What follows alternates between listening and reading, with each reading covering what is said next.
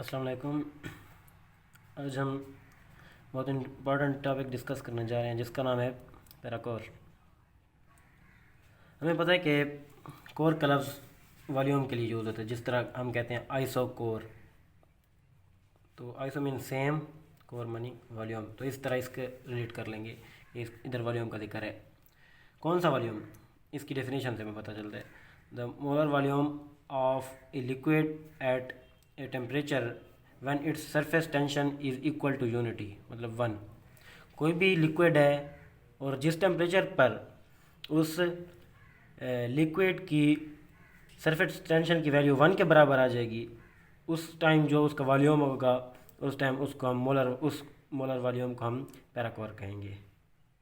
दूसरी डेफिनेशन हम इससे यूँ भी बना सकते हैं। देखें कि चूँकि पैराकोर के लिए शर्त क्या है कि सरफेस टेंशन 1 होनी चाहिए, तो मुख्तलिफ अगर लिक्विड्स हम ले लें तो उनके लिए सरफेस टेंशन की वैल्यू 1 ही होगी ना।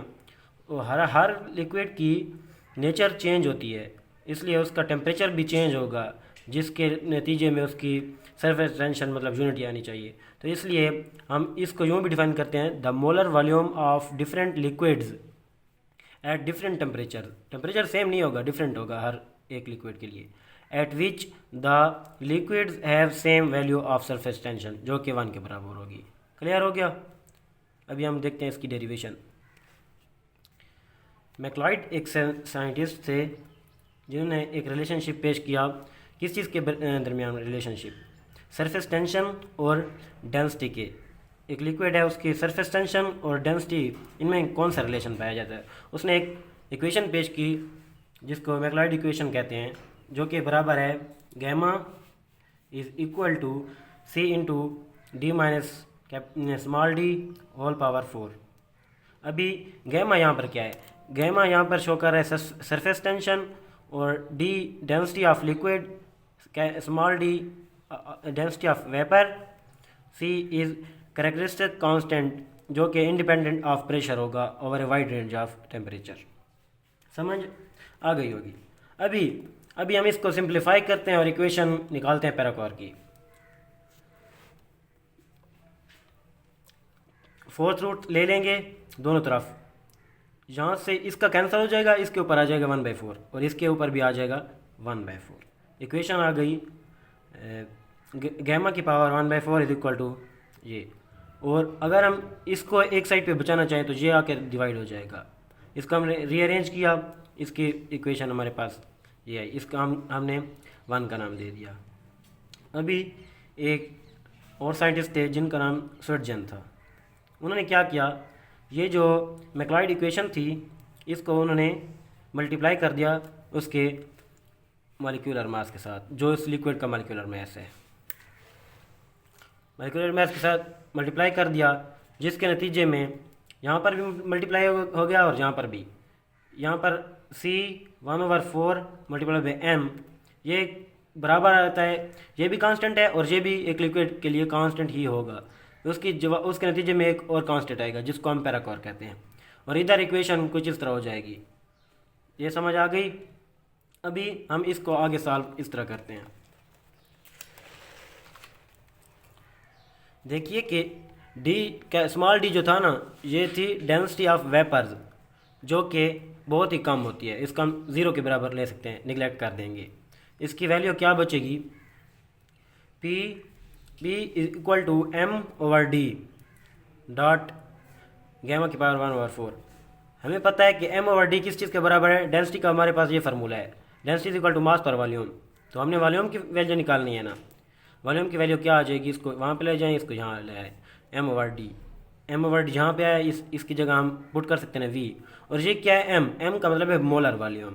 हमने चूँकि उधर मैस कौन सा पुट किया है? मॉलिक्यूलर मैस पुट किया है, तो इसलिए ये वॉल्यूम भी कौन सा आएगा? Molar volume.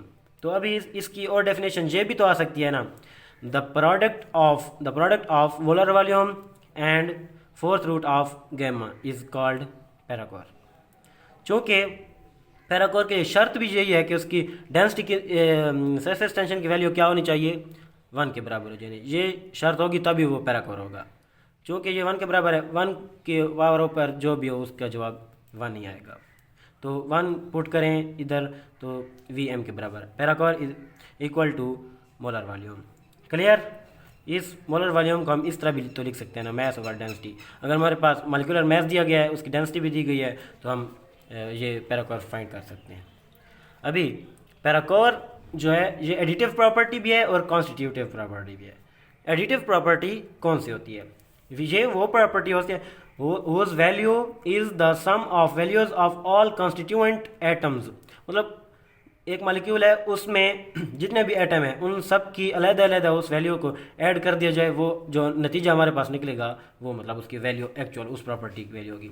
तो इसी तरह एडिटिव, ये पैराकोर भी एक एडिटिव प्रॉपर्टी है। ठीक है, एग्जांपल ले लेते हैं। लेट्स सपोज मीथेन गैस है, ये इसकी एग्जांपल है एडिटिव प्रॉपर्टी की। मीथेन में क्या है, इसका 12 है मॉलिक्यूलर मैस और इसका हाइड्रोजन का एक है, तो इसका नेट 16 आ गया। इसी तरह कॉन्स्टिट्यूटिव प्रॉपर्टी कौन सी होती है? ये वो प्रॉपर्टी होती है कि जो कि उस मॉलिक्यूल में के अंदर उस एटम की अरेंजमेंट के ऊपर डिपेंड करती है कि उन एटम्स की अरेंजमेंट क्या है। Whose value depends on constitution arrangement या arrangement of atoms in a molecule. समझ आ गई? अभी इसकी एग्जांपल लेते हैं ऑप्टिकल एक्टिविटी। ऑप्टिकल एक्टिविटी हमने पहले पढ़ा है ग्रेड 12th में कि ये आइसोमर्स होते हैं जो वो रोटेशन करते हैं लाइट की, तो ये इसकी एग्जांपल में आ गई। अभी कोई भी मॉलिक्यूल हमारे पास दिया गया है, तो उसका टोटल पैराकोर हम किस तरह फाइंड करेंगे? उसका एटॉमिक पैराकोर और उसके स्ट्रक्चरल पैराकोर को जमा कर देंगे, उसके बाद हमारे पास आ जाएगा टोटल। एटॉमिक पैराकोर क्या होता है? एटॉमिक पैराकोर जो भी मॉलिक्यूल है, लेट्स सपोज ये CH4 ले लेते हैं, तो इसमें कौन कौन से एटम है? एक कार्बन का है और 4 हाइड्रोजन के है ना। तो कार्बन के पैराकोर की जो वैल्यू होगी प्लस 4 हाइड्रोजन के जो पैराकोर की वैल्यू होगी, उनको सम कर लेंगे, ये हमारे पास इसके बराबर है, एटॉमिक पैराकोर के बराबर। वो कहते हैं कि अगर मॉलिक्यूल ऐसा हो, सिंपल मॉलिक्यूल हो जिसमें मल्टीपल बॉन्ड भी ना हो, मतलब डबल या ट्रिपल बॉन्ड ना हो, और उस मॉलिक्यूल में कोई रिंग भी ना हो, तो उसके पैराकोर की वैल्यू क्या आएगी? इस एटॉमिक पैराकोर की वैल्यू टोटल इसके बराबर होगी, क्योंकि ये स्ट्रक्चरल पैराकोर है जो कि डिपेंड करता है nature of bonds, number of bonds, nature of rings. मतलब कोई मॉलिक्यूल है, उसमें डबल बॉन्ड कितने हैं और या ट्रिपल बॉन्ड है या फिर उसमें रिंग्स बन रही हैं, तो इन चीज़ के ऊपर डिपेंड करता है। ये टोटल इसका जो टोटल पैराकोर की वैल्यू होगी वो होगी एटॉमिक पैराकोर, जो उसमें एटम्स होंगे, और उसकी फिर अरेंजमेंट किस तरह है, ये स्ट्रक्चर मतलब अरेंजमेंट किस तरह है, आया कि उनमें डबल बॉन्ड है, उनमें ट्रिपल बॉन्ड है, इनमें रिंग्स पाई जाती हैं, इनमें कोऑर्डिनेट बॉन्ड पाया जा रहा है। इन सब की वैल्यूज़ को फिर जमा करेंगे तो ये हमारे पास आ जाएगी। ये हमारे पास वैल्यू आएगी कहाँ से? इसलिए हम देखेंगे कि एप्लीकेशन ऑफ पैराकोर में, एप्लीकेशन ऑफ पैराकोर में जाने से पहले हमें ये टेबल थोड़ा देख लेना चाहिए कि पैराकोर ऑफ कार्बन की वैल्यू ये दी है, इन मतलब सब की अलग अलग वैल्यू दी हुई है। डबल बॉन्ड की ये है, ट्रिपल बॉन्ड की ये है, 3 मेंबर रिंग की ये है, 6 मेंबर रिंग की ये है। मतलब इस तरह डबल बॉन्ड, ट्रिपल बॉन्ड, ये मेन कुछ हमें मतलब जहन नशीन होनी चाहिए। सबसे पहले एप्लीकेशन ये है डिटर्मिनेशन ऑफ स्ट्रक्चर्स, कि कोई भी मॉलिक्यूल हमारे पास दिया गया है तो उसका करेक्ट स्ट्रक्चर कौन सा है, ये पैराकोर की मदद से हम इजीली फाइंड कर सकते हैं। कैसे? लेट्स सपोज दो सजेशन दी गई हैं कि क्यूनोन एग्जांपल ली गई है, इसके 2 पॉसिबल स्ट्रक्चर हैं, या तो ये। अभी देखें फार्मूला तो सेम ही रहेगा, 6 कार्बन कॉर्नर्स पे हैं, 4 हाइड्रोजन है और 2 ऑक्सीजन है। मतलब एटॉमिक पैराकोर की वैल्यू क्या आएगी? सेम ही आएगी दोनों स्ट्रक्चर के लिए। ठीक है, वो तो सिर्फ उनकी मतलब जो वैल्यू है एटॉमिक, इसके स्ट्रक्चरल में फ़र्क आएगा। स्ट्रक्चर में क्यों फ़र्क आएगा? क्योंकि हमें पता इधर कितने बॉन्ड हैं, 4 डबल बॉन्ड हैं, 4 डबल बॉन्ड हैं, और इधर कितने हैं, 3 डबल बॉन्ड हैं। तो उसमें चेंज आएगा ना, फ़र्क तो आएगा। इधर रिंग कितने मेंबर की है? 6 मेंबर की एक रिंग है, इधर 6 मेंबर की 2 रिंग बन रही है। कैसे? एक तो ये हो गई, दूसरी ये 1 2 3 4 5 6, तो 6 कॉर्नर इसके भी बन गए, तो इसके को 2 के साथ मल्टीप्लाई करेंगे। आइए देखते हैं किस तरह।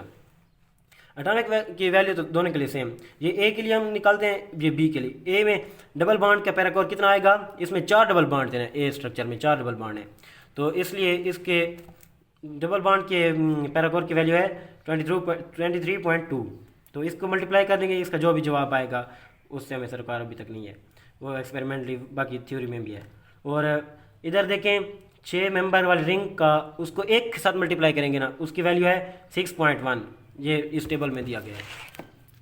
6 मेंबर रिंग की 6.1 और डबल बॉन्ड की थी 23.2। तो क्लियर। अभी अगर दूसरे स्ट्रक्चर को देखें हम, उसमें डबल बॉन्ड कितने बन रहे थे? 3, ये देखिए 3। तो इसको मल्टीप्लाई करेंगे 3 के साथ, और इधर रिंग पहले 1 थी, दूसरे स्ट्रक्चर में इधर रिंग 2 आ गई, तो इसको 2 के साथ मल्टीप्लाई करेंगे। इधर गलती से इधर आएगा 6.1, इसको इस साथ मल्टीप्लाई करेंगे। इन दोनों का जो जवाब आएगा फिर उनको ऐड करेंगे, ये इस स्ट्रक्चर पैराकोर की वैल्यू आएगी। फिर इन दोनों को फिर जमा करेंगे तो फिर हमारे पास एटॉमिक टोटल पैराकोर की वैल्यू आ जाएगी, मतलब दोनों के लिए डिफरेंट आएगी। कौन कौन सी? स्ट्रक्चर 1 के लिए आ रही है 236.1 और इसके लिए आ रही है 219.0। जब हमने एक्सपेरिमेंट किया तो एक्सपेरिमेंट के नतीजे में एब्जॉर्ब वैल्यू कौन सी निकली? 236.8, जो कि करीब तरीन है किस चीज़ के? स्ट्रक्चर ए के। तो इसलिए इसका कौन सा स्ट्रक्चर कि उनका ए स्ट्रक्चर इज़ बेस्ट। इसी तरह दूसरी एग्जांपल ले लेते हैं नाइट्रो ग्रुप की, NO2 की। NO2 एक नाइट्रोजन, उसके साथ या तो ऐसे जुड़े होंगे कि दोनों के साथ डबल बॉन्ड, या तो ऐसे होंगे कि एक के साथ डबल बॉन्ड एक के साथ कोऑर्डिनेट बॉन्ड, या तो दोनों के साथ कोऑर्डिनेट बॉन्ड, या फिर इस तरह सिंगल बॉन्ड। इसकी वैल्यू, इनकी वैल्यूज़ दी गई है। जब एक्सपेरिमेंट वगैरह किया, ऑब्जर्व वैल्यू हमारे पास कौन सी निकली? जो कि 71.6 से लेकर 75.9, इनकी एवरेज तकरीबन 73.0 ही बन रही है, ये आ रही थी। तो अभी हम देखेंगे कि इन सब स्ट्रक्चर में से किस पैराकोर की वैल्यू इसके बराबर आ रही है या नज़दीक तरीन है। तो स्ट्रक्चर बी की वैल्यू इसके करीब है ना, तो इसलिए इसका स्ट्रक्चर बी करेक्ट होगा। बेंजीन, ये बेंजीन के जो कैक्यूल स्ट्रक्चर थे उनको भी हमने इसी तरह ही वो किया कि यही स्ट्रक्चर करेक्ट हैं। कैसे? बेंजीन का वैसे फार्मूला 6 इसके मुख्तलिफ किस्म के स्ट्रक्चर बन सकते हैं, लेकिन जब एक्सपेरिमेंट किए गए तो उसमें जो पैराकोर की वैल्यू आई थी 206.4 आई थी। तो ये जो कैक्यूल का स्ट्रक्चर है इसके नतीजे में अगर कैलकुलेट किया जाए, ये 6 कार्बन है और 6 हाइड्रोजन है, इसकी वैल्यू भी पुट की थी, इसकी वैल्यू भी पुट की थी, तो ये एटॉमिक पैराकोर के बराबर आएगा। और ये जो फिर स्ट्रक्चर पे हम देखेंगे कि इसमें डबल बॉन्ड कौन से है, ट्रिपल बॉन्ड कौन से है। इसमें 3 डबल बॉन्ड है ना, तो मल्टीप्लाई 3, और इसमें एक 6 मेंबर रिंग है तो 6। इनकी वैल्यू जब पुट की गई तो इसका जवाब आया 207.1, जो कि इसके करीब तरीन है, तो इसलिए इसका ये स्ट्रक्चर सही है। अभी अकरेंस ऑफ रिएक्शन भी हम इससे फाइंड कर सकते हैं कि मतलब रिएक्शन हुआ कि नहीं हुआ। कैसे? पैराल्डिहाइड है एक पॉलीमर ऑफ एसिटाल्डिहाइड। एसिटाल्डिहाइड का ये फार्मूला है, जब ये तीनों मिलेंगे तो हमारे पास पैराल्डिहाइड बनेगा। ठीक है, इसका जब रिएक्शन नहीं हुआ था उससे पहले इसकी कोई और वैल्यू थी, लेट्स सपोज x मान लें, और उससे रिएक्शन होने के बाद इसकी पैराकोर की वैल्यू y है। x और y बराबर नहीं है, मतलब पहले और वैल्यू थी बाद में और, तो हमें ये भी पता चल सकता है कि रिएक्शन हुआ कि नहीं हुआ। अभी उसके बाद 5वां पॉइंट ये है कि positional isomers of aromatic ring, मतलब एरोमेटिक रिंग अगर दी हुई है तो उसमें उसके ऊपर जो सब्स्टिट्यूएंट लगे हुए हैं उनकी अगर पोजीशन को चेंज कर दिया जाए तो उससे इसके पैराकोर की वैल्यू पे कोई इफेक्ट नहीं पड़ता, तो इसलिए इसका कोई असर नहीं। Last point of our topic, difference in parachor of successive member of homologous series is negligible. हमें पता है कि होमोलोगस सीरीज क्या होते हैं। अगर कोई भी एक फैमिली अल्कोहल ले लें, उनमें CH2 का इजाफा करते जाएं, वो कहते हैं कि अगर सक्सेसिव C2 है इसके बाद C3, ऐसा नहीं कि C5 या C, उनके दरमियान डिफरेंस होगा। C2 और C3 के दरमियान डिफरेंस बहुत कम होगा, तो इसलिए इनकी वैल्यू को भी इतना मतलब डिफरेंट नहीं लिया जाता, इनकी वैल्यू भी सेम आती है। तो आई होप कि आपको तकरीबन हर चीज़ क्लियर हो गई होगी इस के बारे में। तो अगर वीडियो की समझ आई तो प्लीज़ लाइक कर दें और मेरे चैनल को सब्सक्राइब कर दें। खुदा हाफिज़, थैंक यू।